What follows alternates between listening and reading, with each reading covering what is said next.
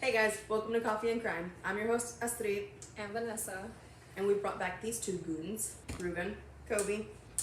So, So today we're gonna do things, I say this all the time, we're gonna do things a little bit different. Yesterday we talked about the case of Dennis Depew.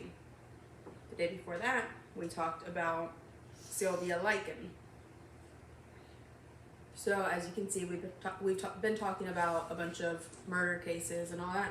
So we decided to change it up a little. Today we're going to be talking about scary stories that some of our friends, family, that the homies sent us, along with stories of stuff that have actually happened to us. I'm going to start with reading the one from someone who sent it to me on Facebook. So he says, "Here's my strange, spooky story. Not wild, no demon possession or anything, just strange. I was living in the barracks at Fort Drum, New York. These were the old World War II era barracks, not the nice ones they built later. They had 2 floors. Each floor had a central hallway with about 4 to 5 rooms on either side. There was a day room with TVs on the top floor and a communal bathroom on the first floor. My roommate and I lived in the last room on the left on the top floor. There was an emergency exit and wooden stairs outside. But the door had an alarm that, once triggered, had to be reset by the fire department. So it wasn't used except for, actual emergencies. Each crew was assigned a communal area to clean each day, bathroom, day room, hallway, etc. The duty rotated so the same crew wasn't always cleaning the nasty bathroom all the time. On the day in question, my crew was assigned to clean the day room upstairs. As we were cleaning, we ran out of cleaning supplies, and I asked one of my friends to grab some from my room. He went to the room to get the stuff, but the door was locked, so he knocked on the door and yelled at my roommate, Sean, to let him in. Sean yelled back something like, "Go away," in this weird voice. Keep in mind, we could see and hear this whole exchange. The hallway was maybe 40 feet long. Thinking Sean was just messing with him, he knocked louder, cussed at him, and rattled the doorknob. All this time, Sean was yelling back at him. We were watching from the day room, and a couple of people stuck their head out of their rooms to see what was going on and join in on the yelling. Finally, my friend came back to the day room. I gave him my key so he could get into the room and stop Sean around for shamming on the cleaning duty. But as he turned to head back down the hallway, Sean popped into the room from downstairs. "What's all the ruckus?" he asked. We just kind of looked at each other confused. "How did you get out of the room without us seeing?" we asked. But it turns out Sean was at the chow hall the whole time, not even in the same building. So we went to the room, opened the door, and found nothing. No one was inside. The windows were locked. Wall lockers open, per usual. Beds made, basically inspection ready. Less than 30 seconds before, someone was yelling from the inside of that room. This was witnessed by at least 10 people. A few weeks later, Sean and I were awoken at the same time in the middle of the night, a very loud boom, like a window slamming shut, but once again, windows were closed. Wall lockers open, no one running around the halls. Weird. We figured it was the kid from our unit who had been killed in a car wreck. We all went through basic training together. He was killed about 6 months after we got to Fort Drum. Sean and I were pulled from different units to take his place, and they gave us his old room where all this happened. wow. That's crazy, huh?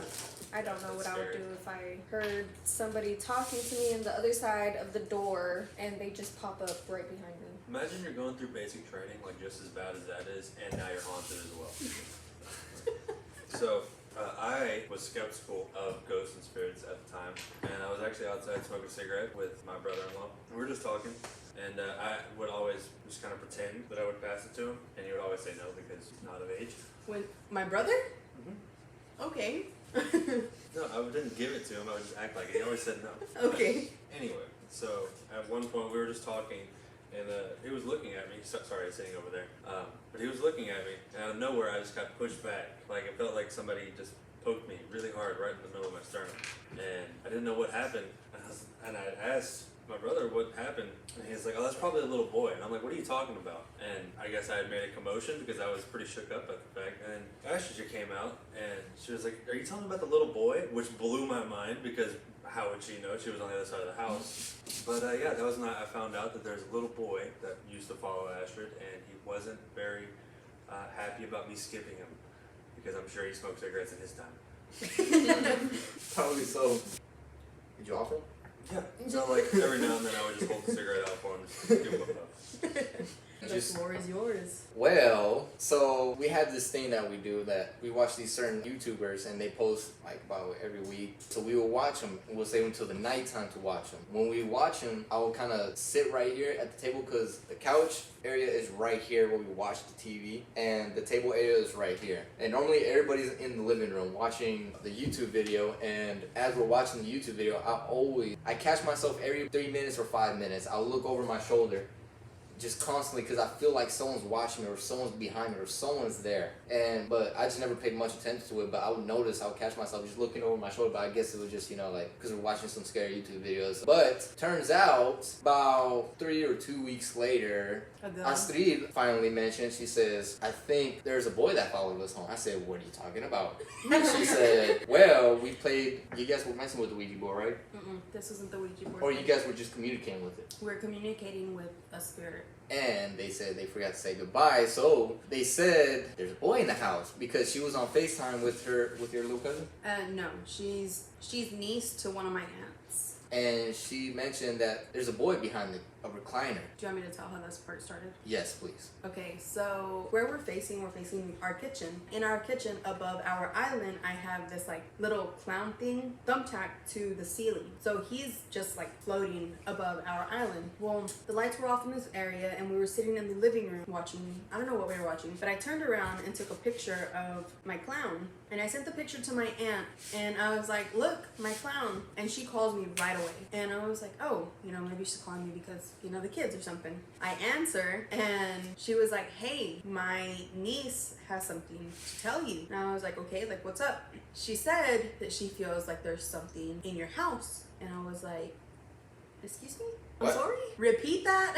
As much as I love all things spooky, all things paranormal and all that, and as much as I want to witness it and I want the evidence, I also don't want something coming back to my home, to my safe space. So she goes, yeah, her niece had something to tell me, and that she had seen a little boy in the background of the picture, and she was like, or I was like over here, and I turned the camera and I showed the camera, and she was like, no, he's behind the recliner. And so I was like, okay. And she was like, yeah, he's shy. So we got to talking about something else, and then I was like, is he still in here? And she was like, no, he's in your room, hiding behind the cardboard box. Well, when you walk into my room, at the time there was a cardboard box right beside my bedroom door. So you walk in, there's a cardboard box.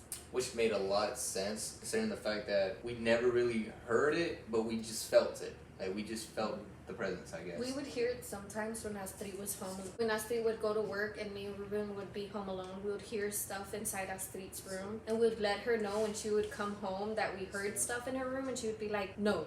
And we'd be like, yeah. But I also kind of like, I used to think that like someone was going into my room because I hate having my bedroom lights on. Like right now, my bedroom light is on. It's aggravating because I always turn them off. So I have the master bedroom, which has the master bathroom and the master closet. Every time Coby goes in there, he always turns them on. Well, he goes to work before me, so I always make sure to turn them off. Well, anytime I would get home from work and I'd go into my room, my bathroom light was on, and I know I would turn it off. So I'd turn it off, I'd walk out, all the lights are off, I'd come, I'd hang out with these two, and I'd go back in there, and my closet light would be on. So I was like, I'm just gonna blame Coby because it's easier.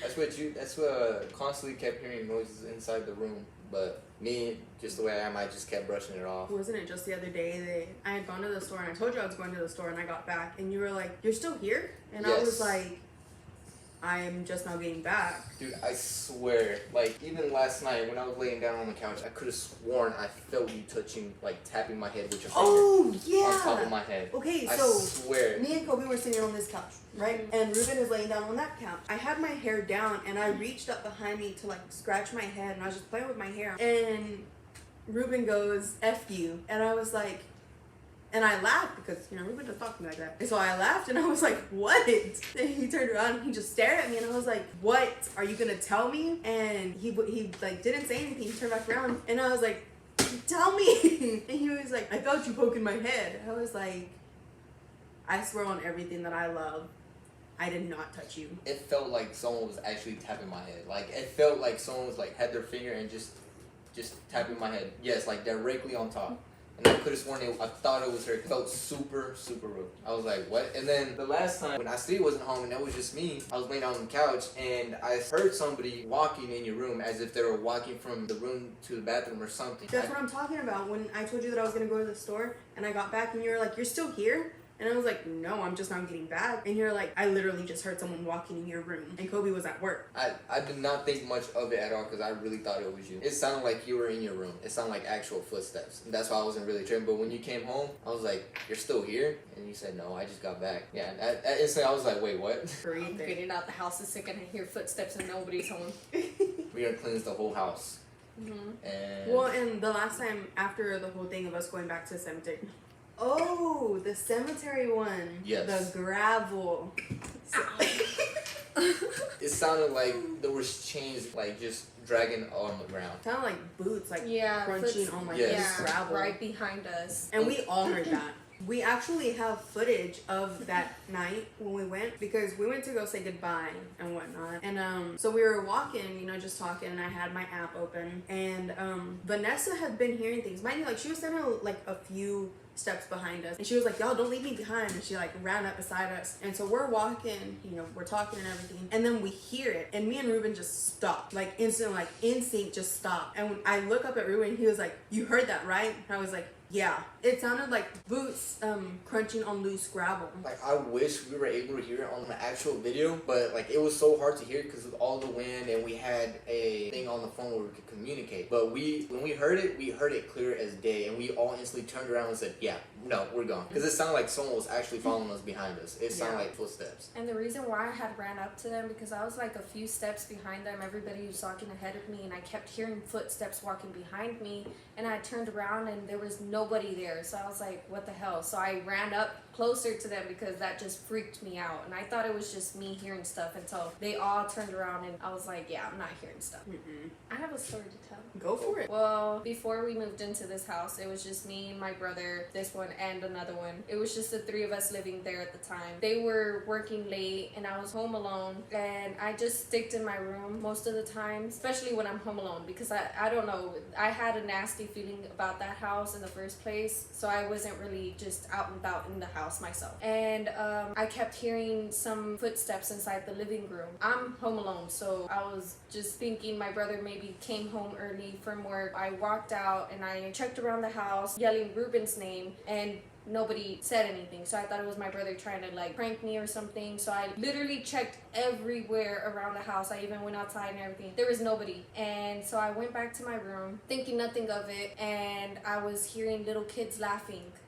And when I heard that, I just started freaking out. I started texting my brother, asking him if he was going to come home soon. There was no reply because, of course, he was working. And so I started texting my sister, hoping she would answer me, but there was nothing. And I just kept hearing it louder and louder, closer to my room in the hallway.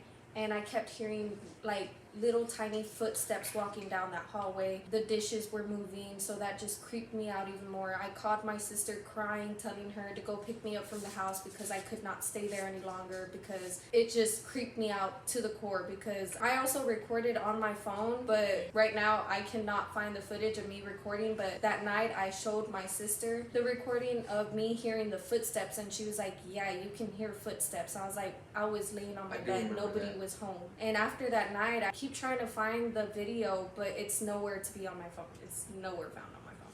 So I don't know. When you're alone in the house in general, it's just like a weird vibe you get. Like, you know, it's quiet, but it's really quiet. It's too quiet where you can hear everything in the house. Yeah. That night too, when I was hearing the footsteps in the hallway, I decided to go check Lupe's room, and when I did, I seen, it was like dark, I didn't turn on the lights yet, and I seen a figure laying under the blanket on Lupe's bed. And I kept saying, Lupe, is that you? And I didn't get no response, so I thought he fell asleep. So I turned on the lights, and as soon as I turned on the lights, the covers just went flat. And I was like, yeah, no, I gotta go. Oh, hell no. Yeah, that's when I called my sister, crying my eyes out, telling her to go pick me up because I was so scared. Dude, that's crazy. Shoot, you would text me once in a while asking me what time I would get off because you're starting to hear some stuff and you don't want to be alone. And at the I house. was always home alone. When it was getting dark, I was always home alone, and I hated being home alone. So I would go outside and just sit on the stairs right outside the house, and I would even hear footsteps inside the house when I know I'm home alone. And I'm like, yeah, But there was nowhere else I could go. I want to say the only time that I've ever like actually witnessed something like firsthand. I was young.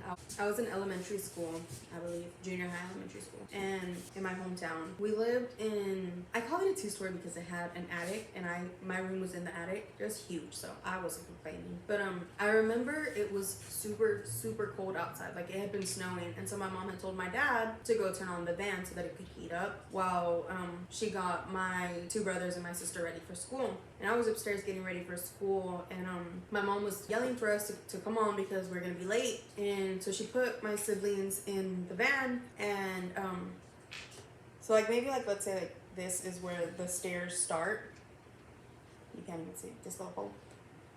I was like standing like right here, so there's a good little bit of distance before I could even hit like the first step to start going down the stairs. And my mom had told my dad to go get me because I was, you know, still up in the attic. And my dad is coming around the wall, because my room, to get up there you have to walk through my siblings' room, and so he's turning the wall to like start to go up the stairs, and I'm putting my backpack on. I haven't even taken a step yet, and something shoves me down the stairs, and I'm falling, and my dad turns the wall and sees me like coming down and catches me. That's probably the most terrifying thing that's ever happened to me, because I wasn't even standing near the steps, and I was like shoved. Being physically touched by, you know, any kind of ghost or paranormal activity, it's just like, you know that it's something paranormal. That's why when I kind of looked, I was hoping it was you. Like I had a feeling like, dude, like what the fuck? Like it was constant. It was like constant tap on my head. That's how I was I turned around and I looked at you, and I could have sworn I thought I seen your shadow. Yeah, Like your you arm. did see my shadow, because I went up like this and I was playing with my hair. So you could see my shadow on the TV whenever, yeah, you could see my shadow whenever I went like this to start like messing with my hair. And like, that's why I kind of understood why you thought that it was me, because like my hand did go up and it made the shadow. That's why I was feeling so confident when I turned around and I thought it was her. But when she told me, then I leaned back, and you know, she still had her hand the same way fixing her hair, and I still felt the taps. Oh no. I was like, But you know what's really? you know what's crazy? It's about like the La Llorona case. How they say that they hear La Llorona walking down from Galveston coming this way. Well, I would always wake up like at 3 a.m. My room used to be right there where Pennywise is at, and every morning I would wake up around 3 a.m. and I would hear a woman crying outside my window, and I always thought it was just in my head, because I don't know, I just thought it was in my head, just overthinking and all that. But it literally happened every single night I stayed in that room. And my brother, we switched rooms, and he says it doesn't happen to him. But I mean, that just scared me so much every night. Like I could not sleep at night. I had trouble sleeping for the longest. You can ask them. Like I would stay up so late. Why did you never tell me this? I think I did like once, and you're like, really? And I was like, it's creepy. Like I would wake up hearing a woman crying. It would be so far, it wouldn't be close, but sometimes I would wake up to it being so close to my window. I would be so scared. I would go into my brother's room and I would ask him, can I sleep with you? Because I can't sleep. Like I'm too scared to sleep. And he would be like, why? And I would be like, well, I keep hearing a woman crying outside my window. And he would tell me it's in my head. But now that I hear that people hear her in the middle of the night walking from Galveston to over here, yeah. Like now I don't think it's in my head. I don't think I was overthinking or anything. I truly believe like I was hearing a woman crying, and I just cannot stay in that room. Vanessa, what the frick, dude? Yeah, it was creepy. Oh, no ma'am, I can't. That's a no for me. Spirits in general, I don't mess with it, but seeing it amuses me. But when it comes to the point where it's attached or it's thinking about wanting to come home with me, no. You're referring to that night at the... Yes, I am. That was like the biggest, like I had to talk to myself really hard to even try to think about going. And no matter how small it is, I don't mess with that stuff. But at the same time, I don't know. You like the entertainment. It's one thing when you're being entertained by it. It's another thing when you're entertaining it. And you know, like, I love the idea of the adventures of it and, you know, investigations. But it's a whole different ballgame when you're actually experiencing it. When you're actually dealing with them. one occasion where this is again back in my hometown. We live close to the high school and it was a pretty big house, and I'd have to ask my brother about this because he remembers it perfectly. I don't really remember it all too well. But we were watching a movie and my brother thought that my sister kept pushing play and pause on the PS2 controller, and he kept getting after me. He was like, stop, like cut it out. And she was like, it's not me, I'm not doing anything. He was like, if it's not you, then put the controller in the middle of the sala, the living room. And so she did, and she pushed play, she went to go sit back down, and it paused again. And they're like, what the heck? And it's not only the fact that like it paused again, you could hear the sound that the button makes. Like you know what I'm talking about. Mm-hmm. So like you could hear the sound that the button makes, and they were like, what the heck? Mind you, like we've had other things that happened to us in that house prior to that. So my brother was like, if that's you, please push play. And you hear it again, and the movie starts playing. And he was like, if that's you, please rewind it. And it rewinds. Yeah. I'm walking out if that were to ever happen. The moment that it touches that remote. We hope y'all enjoyed this video. If y'all have any spooky stories, drop them in the comments. Let us know the details. If you want to hit us up on Instagram and send us your story through DM, you're more than welcome to do that. If you want us to post it on one of our socials, so like Instagram, Twitter, things like that, you know, by all means, like we'll put it up anonymous if you want. We'll shout you out if you want. Leave a comment. Turn on your post notifications, and we will see y'all tomorrow. Don't forget to like she said, subscribe. We're gonna catch y'all on the Flickety Split. Peace out. Peace. Blooper, blooper, blooper. I have some VHSs to return.